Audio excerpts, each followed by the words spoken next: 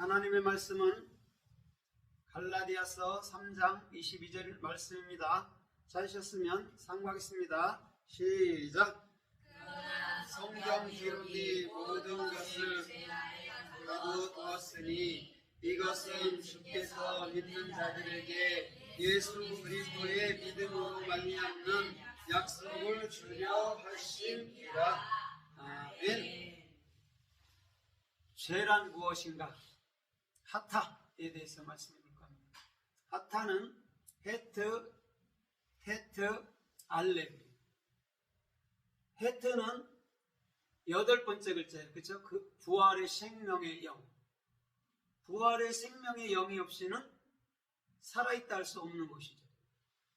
그 다음에 테트라는 9번째 글자는 선, 좋은 것을 말해주는 거거든요.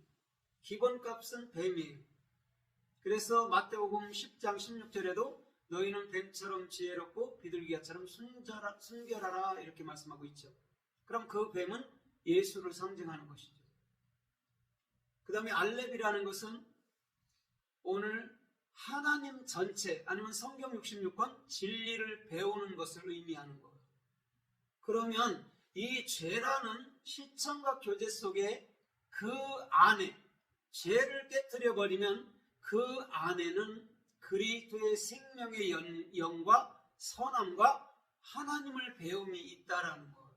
그게 죄라는 하타의 의미란 말이죠. 그래서 본문에도 보면 모든 사람들을 죄 아래 가뒀다라고 얘기하거든요. 그것은 무엇을 주려하려 함이죠? 예수 그리스도 안에 있는 믿음으로 말미암아 그 은혜를 주시고자 함이라라고 얘기해 주는 것이죠. 그러면 실제 말하는 죄라는 것은요, 나쁘다는 것이 아니에요. 죄를 통해서 선이라는 예수 그리스도를 우리 주님은 알게 해주신다는 것이죠. 그럼 나쁜 게 아니잖아요. 우리가 밤을 볼 때, 밤나무와 밤을 볼 때 가시가 있으니까 다 싫어하잖아요. 그죠? 그러나 또 알밤은 좋아한단 말입니다. 그러면 알밤이 존재하기 위해서는 밤가시도 필요한 거거든요. 그러나 결국적으로 우리가 알밤을 취할 때는 또 그 가시는, 밤가시는 밖에 버려진다는 것이죠. 똑같은 거예요. 그래서 예수도 이 땅에 오셔서 십자가에서 면류관을 쓰시고 돌아가시고 그분이 돌아가시니까 그분의 알맹이인 성령이라는 루하, 그리스도가 우리 안으로 들어오셨다라는 거죠. 그게 알맹인 거예요. 그러면 껍데기와 알맹이는 근본 하나였다라는 것이죠. 그러면 우리가 껍데기 속에서도 그리스도라는 영원한 아버지를 볼 수 있으면 되는 것이죠. 그러나 요한복음 14장에 보면 빌립이 아버지를 보여달라 그러거든요. 그때 예수님이 뭐라고 그래요? 나로 보면 아버지를 보았는데 왜 아버지를 보여달라 하느냐? 오히려 책망 어린 말을 한단 말이죠. 예수님을 아버지로 보면 된단 말이에요. 그런데 볼 수가 없죠. 그래서 예수님은 어쨌든 껍데기 역할로서 죄라는 또한 우상이라는 것으로 이 땅에서 십자가에 돌아가시는 것이죠. 그래서 우리에게는 더 이상 죄가 없고 우상이 없는 거예요. 왜? 예수님께서 십자가에서 완벽하게 깨뜨렸기 때문에 그렇다는 것이죠. 그러면 죄라는 것은요, 근본 하나님의 생명의 영을 알려주기 위함이고 또 선하심을 알려주기 위함이고 하나님을 배움을 알려주기 위함이었다는 것이죠. 그게 하타라는 거예요. 그러면 성서에서 또 이 하타가 어떻게 쓰였나 우리가 좀 살펴보면서 은혜를 받아보도록 하겠습니다. 창세기 4장 1절로 7절까지 보면 아벨과 가인이 나오잖아요. 그죠? 그런데 아벨의 제물은 연락했는데 가인의 제물은 받지 않았다라고 얘기를 해줘요. 그래서 7절쯤에 가니까 가인의 낯빛이 안 좋아요. 얼굴빛이 안 좋았단 말입니다. 그때 이렇게 말해요.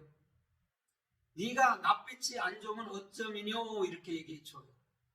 그러면서 너가 만약에 선을 행했다면 죄가 네 문 앞에서 엎드려졌을 것이다 이렇게 얘기해줘요. 그러나 죄의 소원은 너 안에 있지만 너는 죄를 다스려라 이렇게 말씀해주고 있어요. 여러분 쉽게 말하면 이렇게 볼게요. 우리가 그리스도의 생명의 영이 내 안에 없는데 죄를 다스릴 수 있을까요? 마치 가인처럼 율법의 삶을 산다면요, 죄는 절대 다스려질 수가 없어요. 오히려 죄가 우리를 삼킬 수밖에 없는 것이죠. 그러니까 낯빛이 여러분을 참으로 붉힐 수밖에 없는 것이잖아요. 그러나 우리가 죄라는 게 무엇인 줄 안다면 우리는 더더욱 그리스도의 영 안으로 들어갈 수밖에 없다는 것이죠. 그럼 그리스도의 영 안에 있으면 낯빛이 변할 필요가 없지요. 오히려 그것을 다스림으로 말미암아 그 아벨이 드린 그 예수 그리스도라는 영원한 산재물을 우리가 마음으로서 깨우친다면 우리가 참으로 아벨을 죽일 필요가 없다라는 것이죠. 왜? 그 예수님의 죽음, 아벨의 죽음을 내 마음에서부터 깨달았다면 그렇다라는 것이죠. 오늘 그것을 모르니까 우리들은 십자가 교제 속에서 가인이 아벨을 죽이는 모습으로 보여지는 것이죠. 그러나 그 아벨이라는 헤벨은 근본 헤트라는 그리스도의 생명과 실존으로서의 그리스도의 생명과 진리를 익힘을 얘기해 준다는 것이죠. 그러면 내 마음으로부터 진리를 익히면 예수 죽음은 곧 나의 죽음이네 이렇게 가는 것이죠. 그것이 복음이라는 것이죠.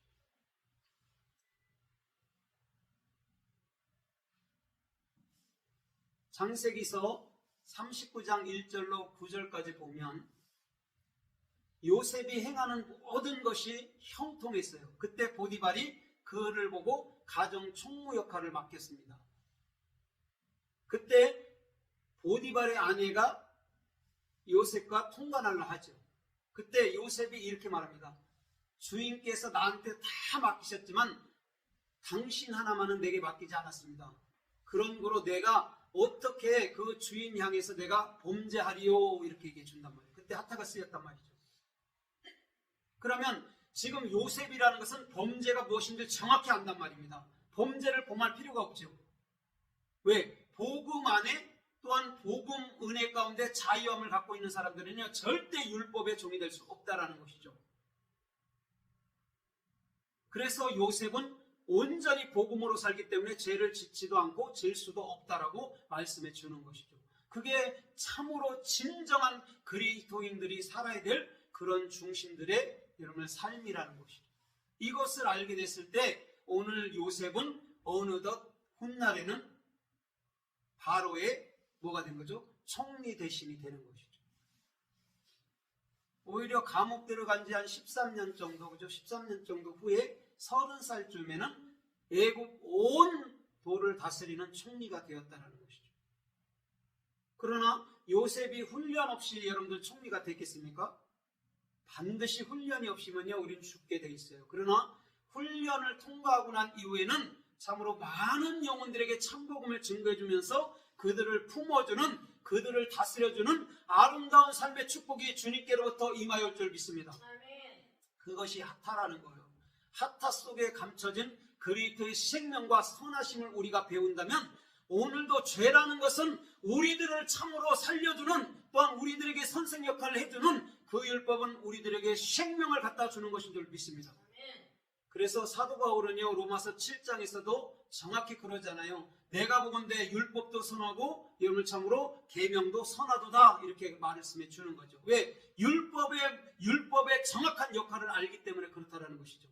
그러면 율법 안에는 토라라는 그리스도의 머리됨, 그리스도의 생명됨을 품고 있었다라는 것이죠. 그래서 모세가 시내산에서 내려와서 참으로 그 십계명을 깨뜨렸을 때 다시금 그에게 십계명을 만들게 하고 난 이후에 그곳에다 친히 주님께서 말씀을 새겨주신 거예요. 율법을 깨뜨려 보십시오. 거기는 복음만 들어있다라는 것이죠. 이분이 그리스도구나, 이분이 참 말씀이구나, 이분이 참 복음이구나를 정확히 알게 될 때 주님은 저와 여러분들의 모든 삶들을 통해서 영광스러운 삶이 되도록 친히 이끌어 주실 줄 믿습니다. 시편 32편 1절에도 보면 이렇게 말씀하고 있어요. 허물을 가리운 것과 또 가리운 자와 죄를 가리운 자는 복이 있도다 이렇게 말씀해 주고 있어요. 저는 아무것도 한 일이 없도다 이렇게 얘기해 주고 있어요. 오늘 주님께서 죄가 뭔지 허물이 뭔지를 정확히 우리 마음 가운데로부터 알게 해준다면 우리 스스로에 대한 삶은 절대 살지 않을 줄 믿습니다. 어렵고 힘들어도 좁은 길 속에서 주께서 열어주시고 주께서 참으로 축복해 주시는 그런 길들 가운데만 살아야 될 줄 믿습니다. 그것이 시편 32편 1절의 다윗의 고백인 거예요. 아, 내가 아무 한 일이 없구나. 오히려 예수가 나로 죽을 때에 내 죄가 사해진 것인구나를 정확히 알게 될 때 오늘도 저와 여러분들의 중심도 마음으로부터서 그 주님의 생명과 선함과 주님을 배움은 영원토록 우리 안에서 참으로 깨우쳐 주시는 놀라운 축복이 있을 줄 믿습니다. 창세기 41장 1절로 9절에 보면 거기는 떡 과는 장과 술 과는 장이 있어요. 이들이 한 날은 둘 다 범죄에 연루돼서 그들이 감옥에 갇혀 있을 그때입니다. 그들은 여러분들 이렇게 말씀해 주고 있어요. 한날에 꿈을 꾸잖아요. 그러나 참으로 떡 과는 장도 꿈을 꾸고 술 과는 장도 꿈을 꿨어요. 그러나 떡 과는 장은 참으로 십자가에 매달립니다. 예수 그리스도를 상징하죠. 그 다음에 술 과는 장은 참으로 복직합니다. 그리스도를 상징하고 있어요. 그러나 훗날 41장 9절쯤 이하에서도 보니까 뭐라고 말씀하죠? 바로가 꿈을 꿨을 때 그들이 해석하지 못했습니다. 아무도 해석할 수가 없었습니다. 그때 술 과는 장이 바로 왕에게 가서 이렇게 말씀해요. 왕이여, 내가 지난 날을 참으로 추억합니다. 이렇게 말해주면서 내가 참으로 범죄했나이다 이렇게 얘기해줘요. 그건 무슨 말이냐면 그때 요셉이 네가 복직되거든 나를 꺼내달라 했을 때 그가 까마득히 잊고 있었다라는 거죠. 그걸 죄라고 설명했단 말입니다. 그럼 죄라는 건 뭐라고 설명하죠? 요셉이 아직 감옥에 갇혀 있단 말입니다. 그럼 죄가 뭐죠? 율법이죠. 그렇죠? 나를 얽매이고 감옥에 가다 놓는 거니까. 그러나 정확히 그 죄라는 율법이 깨져나갔을 때에 그는 어느덧 총리가 된 거예요. 그럼 저와 여러분들의 삶도 마찬가지잖아요. 바로가 참으로 창세기 40장에서 꿈을 꿨다 했을 때도 또 창세기 41장 참으로 9절 이하에서도 술 과는 장이 내가 범죄했나이다라고 말하는 것도 오늘 참으로 복음을 설명해 주기 위한 참으로 율법과 죄에 참으로 얽매이기 쉬운 죄에서 반드시 벗어날 수 있는 것은 예수 그리스도의 은혜와 예수 그리스도의 복음밖에 없다라고 우리 주님은 설명하고 있다라는 것이죠. 더 나아가서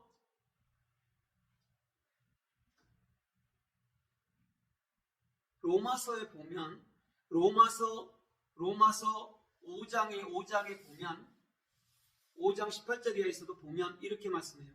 한 사람의 죄로 인해서 우리가 많은 사람들이 정죄받은 것처럼 한 사람의 의로 인해서 우리가 많은 은혜의 선물을 받아서 의롭다 인정을 받았다라고 얘기해주고 있어요.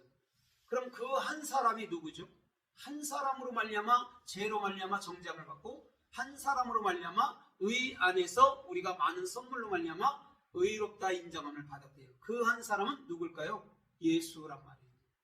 예수님이 죄가 되고 우상이 되고 악이 돼서 십자가에 돌아가실 때 우리도 이미 정죄가 끝난 거라는 것이죠. 그 다음에 한 사람의 의, 예수 그리스도의 그 의로 말미암아 우리가 영원한 선물로 이제는 의롭다 인정함을 받았다는 거죠. 그래서 로마서 8장 1절에 뭐라고 그래요? 그런즉 그리스도 예수 안에 있는 자들에게는 결코 정죄함이 없나니 이렇게 말씀해줘요. 그러면서 이는 죄와 사망의 법에서 성령의 법이 해방했노라 라고 분명히 말씀하고 있다는 거죠.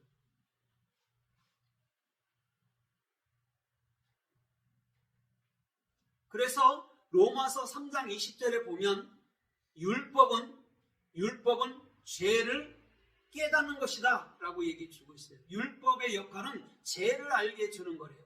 그러나 절대 죄를 해결할 수가 있어요? 없어요? 없어요. 죄를 해결할 수 있는 분은 그리스도라는 복음밖에 없단 말입니다. 율법은 껍데기 때문에 해결할 수가 없어요. 그냥 죄를 향해서 죽는 것밖에 없어요. 악을 향해서 죽고 내 자아를 향해서 죽는 것밖에 없단 말입니다. 그러나 죄를 없이 할 수 있는 것은 오직 그리스도의 영인 참복음 성령밖에 없다는 것인 줄 믿습니다. 요한복음 1장 29절에서 보면 이렇게 말씀해요. 요한이 예수님을 보고 한 말이 이거예요. 보라, 세상 죄를 지고 가는 하나님의 어린 양이로다. 이렇게 얘기해 준단 말이에요. 예수님이 죄를 어깨에 걸머졌대요. 그건 왜 그럴까요? 우리들에게 모든 표본이 되고 우리들의 모든 삶을 완벽하게 참으로 해결해 주시기 위해서 지고 가셨다라고 얘기해 주는 것이죠. 그럼 더 이상 예수님이 십자가에서 죄를 졌으면 죄가 어디 있습니까? 이미 끝난 것들인데. 그러면 우리가 진짜 그리스도인이라면 늘 기쁨과 자유함 속에서 의를 따라서 주께서 원하는 생명의 존귀한 삶을 살아드리는 것, 그것이 가장 그리스도인다운 아름다운 삶의 중심들이 되는 것인 줄 믿습니다. 이것을 알지 못하면요, 우리는 어느덧 우리의 스스로에 대한 여러분을 뭐냐면 자아라는 죄, 율법에 빠져서 남을 정죄하고 판단하고 나를 함부로 대하게 되는 것이죠. 그래서 마태복음 1장 21절에 보면 너희 안에게서 날 그 예수는 이렇게 말해요. 저들의 모든 죄에서 저들 백성들의 죄에서 구원할 자임이라 이렇게 얘기해주고 있어요. 그러면 예수님이 우리를 어떻게 구원했나요? 오늘 죄와 함께 저와 여러분들과 함께 십자가에 완벽히 죽으심으로 말미암아 우리를 죄에서 구원하셨다라고 분명히 말씀해주고 있다라는 것이죠. 더 나아가서 누가복음 7장에서 보면 이렇게 말씀하고 있어요. 거기는 바리새인이 참으로 예수님을 초청했을 때 예수님이 그 집에 가셨죠. 그때 죄 많은 한 여인이 옥합을 갖고 와서 예수님 앞에 깨트려 버립니다. 그 다음에 그 참으로 향유로 말미암아 머리끝부터 발끝까지 부어졌다라고 얘기해줘요. 그러면서 그 여인은 눈물로 참으로 그 발을 닦고 눈물로 참으로 모든 것을 씻었다라고 얘기해주고 있어요. 그때 예수님이 베드로한테 이렇게 말해요. 시몬아, 만약에 어떤 사람이 빚을 500데나리온 빚진 자가 있고 50데나리온 빚진 자가 있어. 그러면 둘 중에서 누가 나를 더 사랑하지? 이렇게 얘기해 줬어요. 그때 많이 탕감받은 자가 주님을 더 사랑합니다. 이렇게 말해요. 옳다 이렇게 말씀해줘요. 그러나 너는 내가 니들 집에 갔을 때 참으로 손 씻을 발 씻을 물도 주지 아니했고 너는 기름을 붓지도 아니했다라고 말해주면서 그 여인한테 이렇게 말씀해요. 이 여인이 믿음이 크도다 이렇게 말씀해줬어요. 그러면서 온전하게 됐다 평안히 가라 이렇게 말씀해주고 있단 말이죠. 여러분 내가 죄인임을 알아야 되는 거예요. 그러나 바리새인 서기관들은요 난 죄가 없다라고 얘기해줘요. 우리가 진짜 주님을 알게 된다면요 우리는 여러분들 주님 나 스스로 할 수 없습니다. 난 죄인입니다 할 만큼 그렇게 나아가야 되는 것이죠. 그래야지만이 저와 여러분들의 모든 삶이 의로운 삶으로 친히 이끌어주시는 놀라운 삶의 축복이 주님께로부터 임하여 오는 것인 줄 믿습니다. 주님은요 그것을 말할 때 죄 많은 여인 이렇게 말씀해 주는 것이죠. 누가복음 13장에서 보면 어떤 갈릴리 사람들을 빌라도가 어떤 갈릴리 사람들을 참으로 희생제물에 그 피를 섞어서 여러분 희생제물을 드렸다라고 얘기해 주어요. 그러면서 실로암 망대가 무너졌을 때 18명이 죽었대요. 그걸 설명하면서 비유로 들면서 그들이 참으로 죄가 없어서 죽은 줄 아느냐 이렇게 얘기해 줘요. 너희도 이와 같이 회개치 아니하면 너희도 그들과 함께 그 범죄 가운데 망하리라 이렇게 얘기해 주고 있어요. 오늘 잘 보세요. 그 제물에 여러분 사람들의 피를 섞었대요. 이게 무슨 말일까요? 율법주의자들은 어떻게 하면 사람의 희생을 끌어냅니다. 핏뿌리도 끌어내요. 저 열왕기상 18장에 보십시오. 그 바알의 선지자들이 보십시오. 하루 종일 자기 몸을 해하면서 자기들에게 권능을 나타내달라고 그렇게 말합니다. 그러나 나타내 주질 않았어요.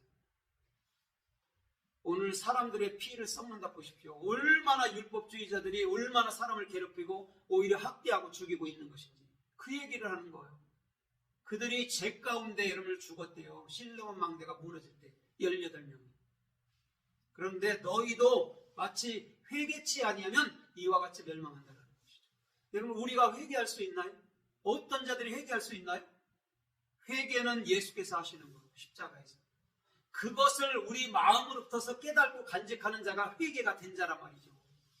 오늘 그 자가 죄 없이 주님 보시기에 합당하게 주님 영광스러운 삶으로 나타날 수 있는 삶의 축복이 주님께로부터 임하여 오는 것인 줄 믿습니다. 마태복음 3장 1절로 7절에도 보면요, 세례 요한이 이렇게 말씀합니다. 회개하라, 천국이 가까웠다, 이렇게 말씀해요. 그때 많은 사람들이 참으로 요단강가로 오면서 죄를 자복하고 여러분들 그들에게 세례를 받았습니다. 그때 참으로 요한이 이렇게 말씀해요. 3장 8절쯤에 회개에 합당한 열매를 맺으라, 이렇게 말해요. 여러분, 회개에 합당한 열매가 누구죠? 회개는 예수께서 하신 것이고, 합당한 열매는 무엇이죠? 내가 그리스도의 영을 받은 것, 성령을 받은 것이 여러분 합당한 회개라는 것이죠. 그게 열매예요. 그럼 여러분들 입에서는 펜이라는 입을 열어서 그리스도만 증거할 수 있을 줄 믿습니다. 오늘도 그 자가 축복스러운 삶이고요, 그 자가 영광스러운 삶이라는 것이죠. 로마서 5장 20절 이하에서 보면요, 이렇게 말씀하고 있어요. 죄가 더한 곳에 은혜가 더욱 넘쳤느니라, 이렇게 얘기해줘요. 여러분, 죄가 더한 곳에 어떻게 은혜가 더 넘치죠? 죄가 더한 곳은 악이 넘쳐야 되잖아요. 그런데 은혜가 넘쳤대요. 이건 무슨 말일까요? 죄를 해결할 수 있는 것은요, 예수 그리스도의 은혜밖에 없다라는 얘기를 하는 거예요. 우리가 어떤 것으로도 죄를 해결할 수가 없어요. 어떤 단 하나의 사람들. 그래서 로마서 6장 1절에 이렇게 말씀해요, 사도 바울은. 그러니까 사람들이 막 살아버려. 그러니까 사도 바울이 이렇게 말씀해요. 야, 너희가 은혜한 데 거한다 하면서 죄를 더 지리요? 이렇게 말해요. 절대 그럴 수 없느니라. 어떻게 복음을 하는 자가 막 삽니까? 율법적으로도요, 막 살 수가 없는 거예요. 여러분, 세상의 도덕법도요, 잘 지켜줄 수 있는 자가 되는 거예요. 그거에서 구원받는 게 아니에요. 그들의 넉넉한 복음을 가진 넉넉한 마음속에서 그들의 요구를 들어준다라는 것이죠. 그게 사도 바울 또한 예수 그리스도의 마음이었다라는 것이죠. 오늘은 이것을 알게 될 때 영광스러운 삶이 될 줄 믿습니다. 고린도전서 15장 45절에 보면 이렇게 말씀해요. 사망아, 너희 쏘는 것이 어디 있느냐? 이렇게 말해요. 오 무덤아, 너희 승리가 어디 있느냐? 이렇게 말씀해요. 그러면서 46절에 이렇게 말씀해요. 죄의 권능이 뭐라고요? 율법.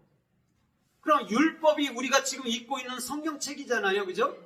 그러나 율법을 읽고 이거 말씀 좋네, 그렇게 한다면 그거는요, 사망인 거예요.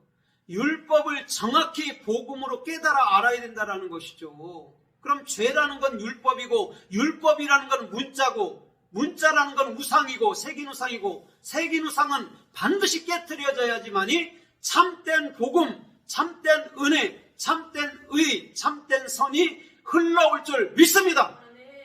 이것이 죄 안에 감춰진 그리스도의 생명, 그리스도의 선, 그리스도를 배움이라는 것이죠. 그러면 말씀을 맺겠습니다. 로마서 3장 23절에 보면요, 이렇게 말씀해요. 모든 사람이 죄를 범하였음에 하나님의 영광이 이르지 못하더니, 이렇게 얘기해줘요. 어떤 사람도 하나님의 영광에 이를 자는 없어요. 죄 아래 가뒀으니까요. 그러나 24절에 뭐라고 그러죠?